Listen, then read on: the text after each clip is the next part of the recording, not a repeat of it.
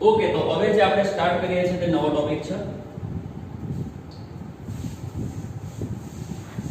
જેની અંદર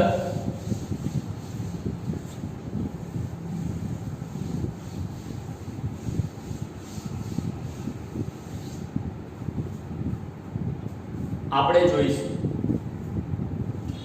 આ વિડિયો જોતા પહેલા આની આગળનો જે વિડિયો છે ને ખાસ જોઈ લેજો, બરાબર? જો એ જોશો તો તમને આ વિડિયો આવડશે, મતલબ કે આના વિશે આ જે વિડિયોમાં જે હું કહેવા જવાનો છું એ તમને આવડશે, બાકી તમને લોકોને નહીં સમજ પડે. એટલે આગળનો જે મારો વિડિયો છે તેને ખાસ જોઈ લેજો. અત્યારે જે આપણે વાત કરવાની છે તે છે સાંકેતિક નિરૂપણની.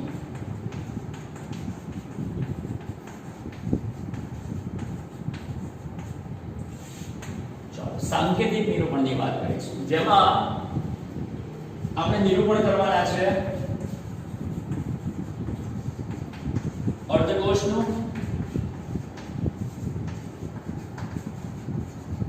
સંપૂર્ણ કોષનું,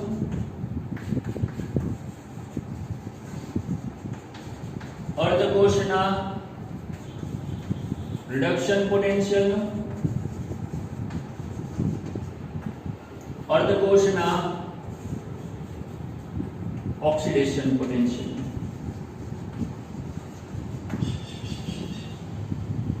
આટલી વસ્તુનું આપણે સાંકેતિક નિરૂપણ અત્યારે શીખવાના છીએ.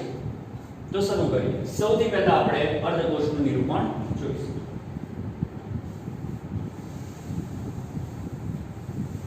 ચાલો સ્ટાર્ટ કરીશું અર્ધકોષનું નિરૂપણ.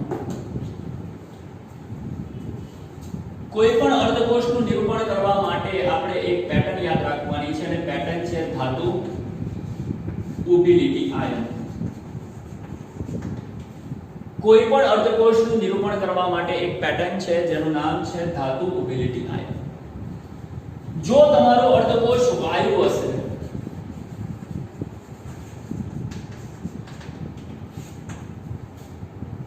તો તેવા સંજોગોમાં તમારે વાયુ ઉબિલિટી આયન બતાવવું. અને તમને દરેકને ખબર છે કે મોટાભાગે આપણે વાયુ વિદ્યુત ધ્રુવની અંદર પ્લેટિનમનો યુઝ કરીએ છીએ. જેમ કે કાલે આપણે હાઇડ્રોજન વિદ્યુત ધ્રુવ જોઈ ગયા. એ હાઇડ્રોજન વિદ્યુત ધ્રુવની અંદર અહીંયા H+ નું દ્રાવણ હતું. આવી રીતે એક ચેમ્બર હતું. એ ચેમ્બરમાં અહીંયા પ્લેટિનમની પટ્ટી હતી. અહીંયા તમે H2 નાખતા હતા. એનું કનેક્શન કોપરની મદદથી આમાં કરતા હતા. અને મેં તમને કાલે કીધેલું કે આ જે પ્લેટિનમની પટ્ટી છે, પ્લેટિનમની પટ્ટી, એ પ્લેટિનમની પટ્ટી પર H2 નું રૂપાંતરણ H+ માં કાં તો H+ નું રૂપાંતરણ H2 માં થતું હોય છે. બરાબર ને? વાયુ વિદ્યુત ધ્રુવની અંદર વાયુ એના અણુનું રૂપાંતરણ કાં તો આયનમાં થાય કાં તો આયનનું રૂપાંતરણ અણુમાં થાય. બીજી એક વસ્તુ, જો અણુનું રૂપાંતરણ આયનમાં થાય તો તેને ઓક્સિડેશન કહીશું અને આમાંથી આ બને તો રિડક્શન કહીશું. ઓકે ને? ટૂંકમાં પ્લેટિનમની પટ્ટીની ઉપર આ બંને ક્રિયાઓ ચાલતી હોય છે.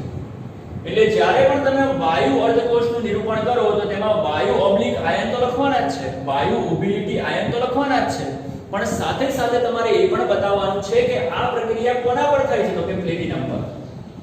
જો પ્લેટિનમ પર પ્રક્રિયા થતી હોય તો તેની આગળ ઉબિલિટી કરીને પ્લેટિનમ લખવું, અને જો કાર્બન પર પ્રક્રિયા થતી હોય તો કાર્બન લખવું. અહીંયા આપણે પ્લેટિનમની વાત કરીએ છીએ, મતલબ કે આપણે જનરલી આને જોઈશું પ્લેટિનમ, ઉબિલિટી વાયુ, ઉબિલિટી આયન. પણ ઘણી વખત જો નિષ્ક્રિય વિદ્યુત ધ્રુવમાં કાર્બન વપરાતો હોય તો પ્લેટિનમની જગ્યાએ કાર્બન લખવું. સિમ્પલ. તો આ રીતે કોઈ પણ અર્ધકોષનું નિરૂપણ થતું હોય છે.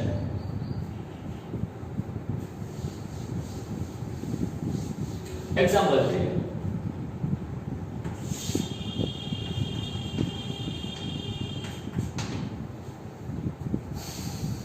કયો અર્ધકોષ બતાવીએ? ડેનિયલના બતાવી દઈએ બંને, ઝિંક અને કોપર વાળા. ચાલો ઝિંક અર્ધકોષ બતાવીશ. પહેલા શું લખવાની? ધાતુ. હા, બીજી એક વસ્તુ, ધાતુ સોલિડ હોય તો લખવું પડે સોલિડ. ઓકે? પછી ઉબિલિટી. પછી શું આવે? આયન. ચાલો ઝિંક નો આયન કયો હોય? Zn+. અને આયન જે દ્રાવણમાં હોય ને તેની સાંદ્રતા પણ લખવી પડે. માની લો કે ઝિંક, યાદ કરો,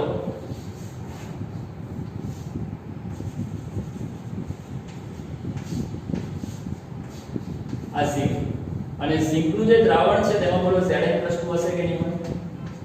એ Zn+2 ની સાંદ્રતા આપણે અહીંયા લખવી પડે. માની લો કે Zn+2 ની સાંદ્રતા આપણે મેં લીધી છે x મોલર. કેટલી લીધી છે? x. તો ધાતુ ઓબ્લિક આયન, આયનની બાજુમાં તેની સાંદ્રતા પણ લખવાની.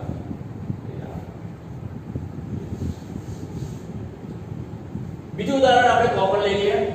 શું લખાશે? Copper solid mobility Cu+. જે સાંદ્રતા હોય તે લખી નાખવાની. અહીંયા આપણે ધારી લઈશું કે x મોલર છે. એ રીતે આપણે વાત કરીએ સિલ્વર ની, તો સિલ્વર માટે લખાશે Ag/Ag+2.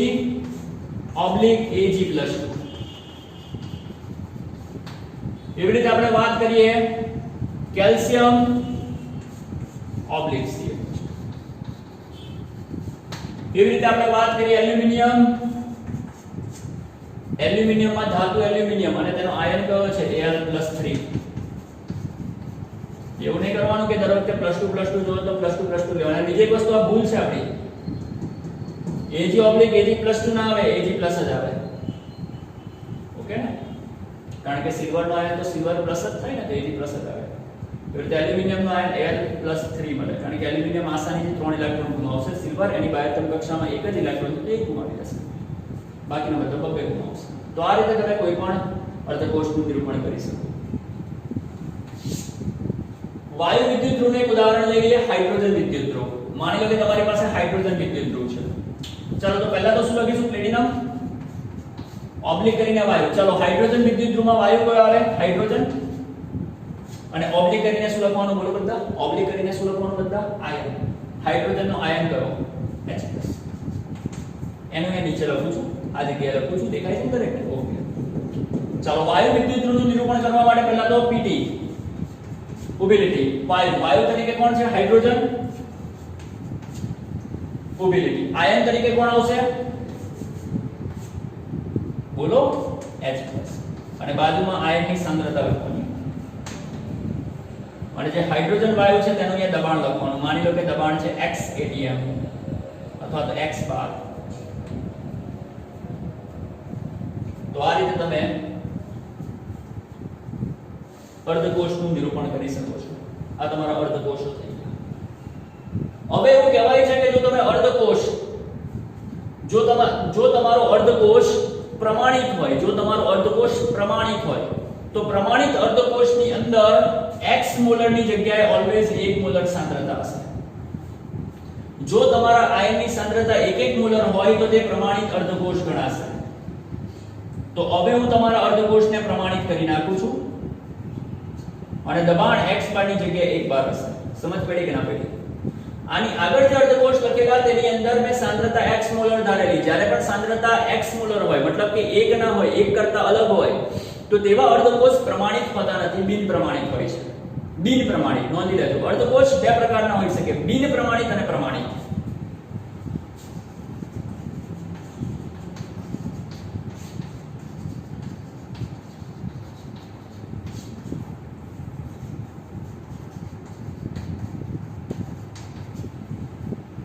પ્રમાણિત કોને કહેવાય? જેમાં દબાણ 1 બાર અને સાંદ્રતા 1 મોલર હોય તેને કહેવાય પ્રમાણિત. અને જેની અંદર અને બીજું કે તાપમાન 298 કેલ્વિન હોવું જોઈએ. જો આ ત્રણ કન્ડિશન પડાય તો તે પ્રમાણિત, અને આમાંથી કોઈ એક પણ કન્ડિશન ના પડાય તો તે બિન પ્રમાણિત. આમાંથી કોઈ એક કન્ડિશન પણ ના પડાય તો તેને કહેવાય બિન પ્રમાણિત. ઓકે? તો આની આગળ જે લખેલું તે બિન પ્રમાણિત હતું, હવે તમારું થઈ ગયું પ્રમાણિત. તો આ બધા પ્રમાણિત અર્ધકોષ થઈ ગયા. તો પ્રમાણિત અર્ધકોષની અંદર આયનની સાંદ્રતા 1 મોલર લેવી, અને જો વાયુ હોય તો તેનું દબાણ 1 બાર બતાવવું. આવડે કે નહીં આવડે? સિમ્પલ છે. તો અર્ધકોષ એની સંજ્ઞા જોઈ લેવી. ઓકે, આગળ વધીશું. હવે આપણે વાત કરીશું સંપૂર્ણ કોષ. સંપૂર્ણ કોષનું નિરૂપણ કેવી રીતે થાય? જોજો એને ધ્યાનથી.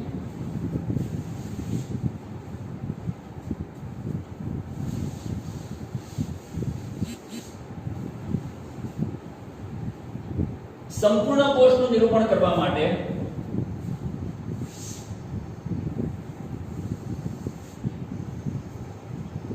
બે અર્ધકોષને જોડવા પડે તો આ સંપૂર્ણ કોષ બને ને. તો એને આપણે સાંકેતિક નિરૂપણ કરીશું આ રીતે કંઈક, ધ્યાનથી જોજો. ધાતુ ઉબિલિટી આયન, ઉબિલિટી આયન, ઉબિલિટી ધાતુ. કોષનું સાંકેતિક નિરૂપણ કરવા માટે આપણે યુઝ કરીશું આ પ્રકારની પેટર્નનો. ધાતુ આયન, આયન ધાતુ. આ જે વચ્ચેની ઉબિલિટી દેખાય છે એ ઉબિલિટીની આ તરફ જે પણ ધાતુ અને આયન હશે તે એનોડ ના હશે, અને આ તરફ જે પણ આયન અને ધાતુ હશે તે કેથોડ ના હશે. આ બધી વસ્તુ મીનિંગફુલ છે, મીનિંગલેસ નથી. આ બધાને એક મીનિંગ છે. એનોડ પર ધાતુમાંથી આયન બને છે એટલે ધાતુ ઓબ્લિક આયન, અને કેથોડ પર આયનમાંથી ધાતુ બનતું હોય છે એટલે આયન ઓબ્લિક ધાતુ. આ રીતે લખાય છે. ઘણી વખત તેને લખવા માટે આવું પણ કરાય છે, ધાતુ ઓબ્લિક આયન, ડબલ ઓબ્લિક આયન, ઓબ્લિક ધાતુ. આવું લીટી બે કેમ થઈ ગઈ, ઊભી લીટી બે કેમ થઈ ગઈ? જો તમારા કોષમાં ક્ષાર સેતુ હશે તો બે ઊભી લીટી બતાવવાની, અને જો ક્ષાર સેતુ ના હોય તો એક જ ઊભી લીટી બતાવવાની. તો બે ઊભી લીટી ક્ષાર સેતુને રજૂ કરે છે.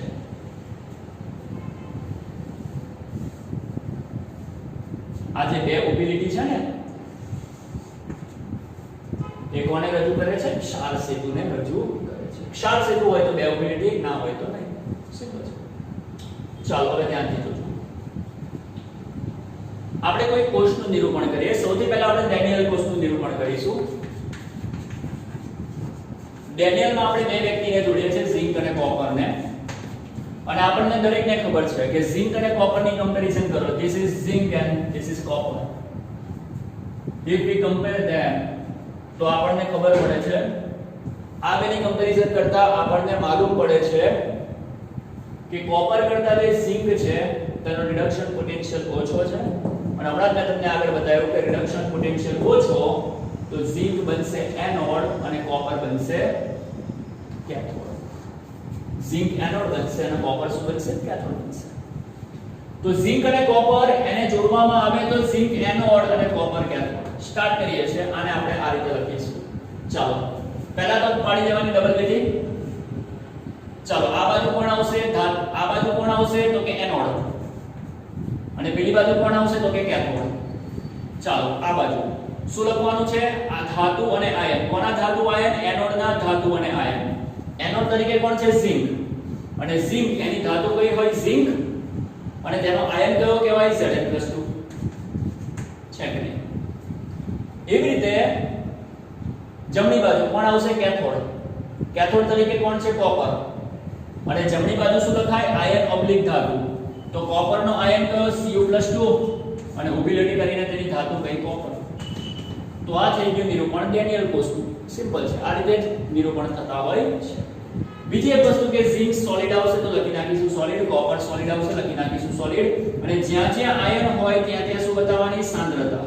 જ્યાં જ્યાં આયન હોય ત્યાં ત્યાં શું બતાવી દેવાની? સાંદ્રતા. જે રીતે અહીંયા બતાવેલી તે રીતે. ઓકે?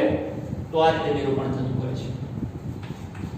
હવે માની લો કે આપણે સિલ્વર અને એલ્યુમિનિયમ એના કોષનું નિરૂપણ કરવું છે. સિલ્વર અને એલ્યુમિનિયમ. ચાલો સિલ્વર અને એલ્યુમિનિયમ, એમાં એલ્યુમિનિયમનું રિડક્શન પોટેન્શિયલ ઓછો છે તો એલ્યુમિનિયમ એનોડ તરીકે વર્તશે અને સિલ્વર શેના તરીકે વર્તશે? કેથોડ તરીકે. ચાલો એનું નિરૂપણ કેવી રીતે થશે? પહેલા તો પાડી દેવાની બે લીટી ઊભી. આ બાજુનો ભાગ કોણ આવે? એનોડ. અને પેલી બાજુનો ભાગ કોણ આવે? તો કે કેથોડ. ચાલો એનોડ તરફ શું લખવાનું હોય? ધાતુમાંથી આયન. ચાલો એનોડ તરીકે કોણ છે? એલ્યુમિનિયમ. તો પહેલા લખીશ એલ્યુમિનિયમ ધાતુ. અને એલ્યુમિનિયમ ધાતુ તેનો આયન કયો? Al+. તો એનોડ તરફ લખાય છે ધાતુમાંથી આયન. અને કેથોડ તરફ શું લખવાનું? આયનમાંથી ધાતુ. તો કેથોડ તરફ. ચાલો કેથોડ તરીકે કોણ છે? તો કે સિલ્વર. અને એની માટે શું લખવાનું છે આયન માંથી ધાતુ ચાલો સિલ્વર નો આયન કયો હોય Ag+ હોય અને તેની ધાતુ કઈ હોય તો કે Ag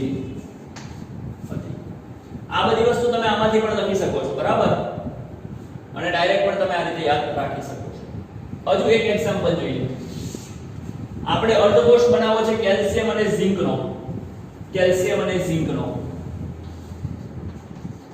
ચાલો તો કેલ્શિયમ અને ઝિંક ની કમ્પેરીઝન કરો આનો પોટેન્શિયલ ઝિંક કરતા પણ ઓછો છે તો કેલ્શિયમ જે છે તે એનોડ બનશે અને જે ઝિંક છે તે કેથોડ બનશે સાંકેતિક નિરૂપણ કરીએ શું પાડવાની પહેલા તો બેલિટી આ બાજુનો ભાગ એનોડ હોય પેલી બાજુનો ભાગ કેથોડ એનોડ તરફ કોણ છે તો કે કેલ્શિયમ છે કેથોડ તરફ કોણ છે તો કે ઝિંક છે એનોડ તરફ શું લખાય ચેક કરો ધાતુમાંથી આયન ધાતુ તરીકે કેલ્શિયમ છે તો કેલ્શિયમ માંથી કેલ્શિયમનો આયન Ca+2 અને કેથોડ તરીકે કોણ છે ઝિંક કેથોડ બાજુ શું લખાય આયન માંથી ધાતુ કેથોડ બાજુ ઝિંક છે તો ઝિંક નો આયન કયો હોય Zn+2 એમાંથી ધાતુ ઝિંક અને મેં તમને કીધું તે રીતે અહીંયા શું લખવાની સાંદ્રતા એ લખવાની ભૂલવાની ટૂંકમાં આ રીતે તમે કોષનું પણ નિરૂપણ કરી શકો છો જોઈ લે એકવાર આપણું કોષનું નિરૂપણ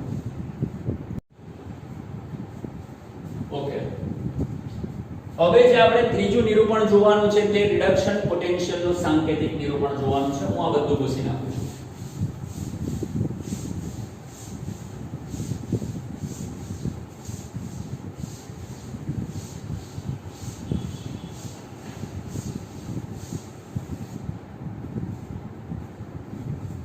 ચાલો પોટેન્શિયલ બે પ્રકારના આવે number 1 reduction potential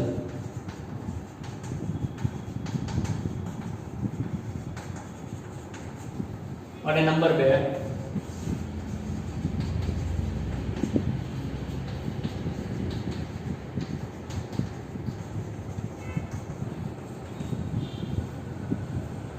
potential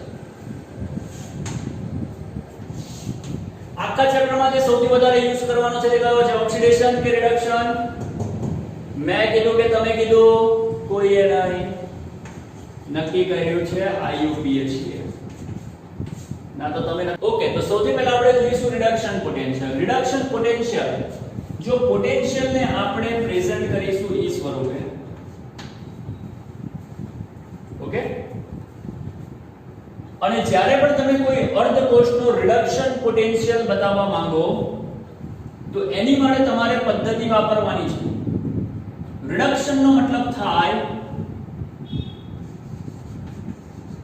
ion માંથી ધાતુ બનવું તો રિડક્શન પોટેન્શિયલ લખવા માટે આ પેટર્નનો યુઝ કરવાનો અને ઓક્સિડેશન પોટેન્શિયલ લખવો હોય તો પેટર્ન આવશે ઈ ધાતુ ઓબ્લિક આયન ઓકે સમજ પડશે હમણાં કઈ રીતે ઓક્સિડેશન નો મતલબ ધાતુમાંથી આયન બનવું અને રિડક્શન નો મતલબ આયનમાંથી ધાતુ બનવું જેમ કે મારી પાસે એક અર્ધકોષ છે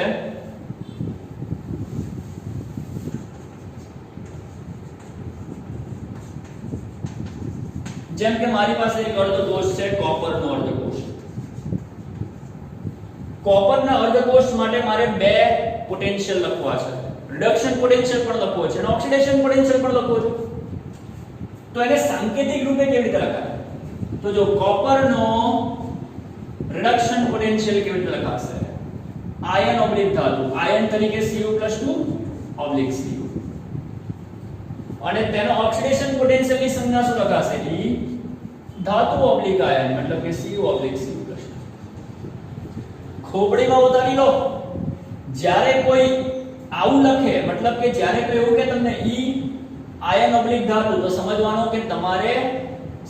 તમારે કે એ તમને કયો પોટેન્શિયલ આપેલો છે રિડક્શન અને જ્યારે કોઈ તમને કે Cu ઓબ્લિક Cu+2 તો તમારે સમજવાનું એ તમને કયો પોટેન્શિયલ આપેલો છે ઓક્સિડેશન પોટેન્શિયલ અને આપણને બધાને ખબર છે કે જે કોપર છે તેનો રિડક્શન પોટેન્શિયલ કેટલો છે 0.34 હવે યાદ કરો થોડું પાછળનું વિચારો પાછળના વિડિયો બધા મેં તમને કીધું કે રિડક્શન પોટેન્શિયલ અને ઓક્સિડેશન પોટેન્શિયલ બંનેની વેલ્યુ સમાન છે ખાલી દિશા અલગ છે કોપરનો આ કયો પોટેન્શિયલ ગણાય રિડક્શન પોટેન્શિયલ ગણાય તો એ કેટલો હશે 0.34 આ કયો પોટેન્શિયલ છે ઓક્સિડેશન પોટેન્શિયલ તો એ હશે -0.34 બીજો કોઈ ફરક નહીં પડે સિમ્પલ છે ચાલો હવે અહીંયા હું લખું છું E Zn+2 Zn. આનો મતલબ શું થાય? આને કહેવાય ઝિંક નો રિડક્શન પોટેન્શિયલ. કેમ? કારણ કે મેં લખ્યું છે આયનમાંથી ધાતુ. અને જો હું લખું E Zn+2 તો એને કહેવાશે ઝિંક નો ઓક્સિડેશન પોટેન્શિયલ. એવી જ રીતે કેલ્શિયમ Ca+2 Cu. આ થઈ ગયું રિડક્શન પોટેન્શિયલ. અને ધાતુ તરીકે લખું Ca+2. તો આ થઈ ગયો ઓક્સિડેશન પોટેન્શિયલ. આપણે કે આપણે સિમ્પલ છે. એવી રીતે બીજા બની લઈ લે સિલ્વર માટે. તો સિલ્વર માટે શું સંજ્ઞા અપાશે? E Ag+Ag. આયનમાંથી ધાતુ રિડક્શન પોટેન્શિયલ. અને અહીં આપણે લખીશું E Ag+Ag+. ધાતુમાંથી આયન ઓક્સિડેશન પોટેન્શિયલ. માની લો કે હાઇડ્રોજન ધ્રુવ છે, તો હાઇડ્રોજન અર્ધકોષ એનો પોટેન્શિયલ કેવી રીતે લખાય ધ્યાન દેજો. એની માટે આપણે લખીશું PT. PT એના પર પ્રક્રિયા થાય છે, પ્લેટિનમ એના પર પ્રક્રિયા થાય છે. ઓકે, મેઈન પોઈન્ટ શું છે? વાયુ/આયન. જો વાયુમાંથી આયન બનાવવાની વાત કરો, વાયુમાંથી આયન બનાવવાની વાત કરો તો આ તમારો કહેવાશે કયો પોટેન્શિયલ? વાયુમાંથી આયન. વાયુમાંથી આયન. વાયુમાંથી આયન બનવાનો મતલબ રિડક્શન થયું કે ઓક્સિડેશન થયું? ઓક્સિડેશન. તો આ તમારો ઓક્સિડેશન પોટેન્શિયલ છે. અને જો તમે લખો H+/H2/Pt જે દર્શાવે છે કે આયનનું રૂપાંતરણ ધાતુમાં થશે, આયનનું રૂપાંતરણ વાયુમાં થશે. અને આયનમાંથી વાયુ બને તો તેને રિડક્શન કહેવાય કે ના કહેવાય? તો આ જે સંજ્ઞા છે તે રિડક્શન પોટેન્શિયલ ની થઈ. અને આ જે સંજ્ઞા છે તે ઓકે. તો હશે વિડિયો બંધ થઈ ગયેલો, ફરીથી આપણે સ્ટાર્ટ કરીએ. હા, ઓકે.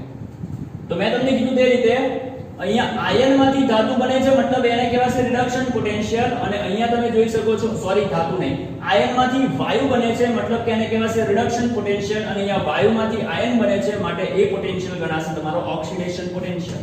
તો આ રીતે તમે વાયુઓ માટે પણ રિડક્શન અને ઓક્સિડેશન પોટેન્શિયલ લખી શકો છો. તો આ રીતે આપણે રિડક્શન પોટેન્શિયલ અને ઓક્સિડેશન પોટેન્શિયલ પ્રેઝન્ટ કરવાનું. આ રીતે અર્ધકોષના રિડક્શન અને ઓક્સિડેશન પોટેન્શિયલ ગણી શકાય છે, લખી શકાય છે. ઓકે, તો આને એકવાર જોઈ લો, પછી આપણે આગળ આના ઉપર આધારિત દાખલા અને બધી વસ્તુ શરૂ કરીશું.